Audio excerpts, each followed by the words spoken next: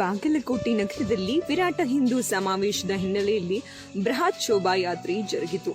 ನವನಗರದ sector number 10ರಲ್ಲಿ Shri Maruteshwara ದೇವಸ್ಥಾನದಿಂದ ಆರಂಭವಾದ ಯಾತ್ರೆ ನವನಗರದ ಪ್ರಮುಖ ಬೀದಿಗಳಲ್ಲಿ ಸಂಚರಿಸಿತು.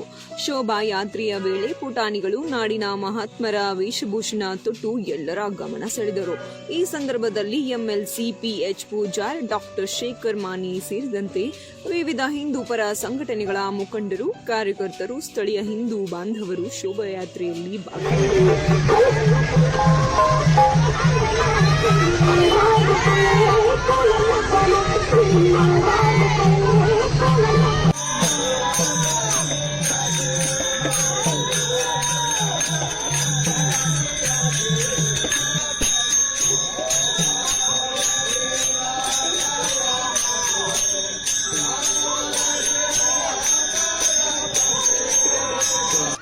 ನಿಂತಿರಲಿ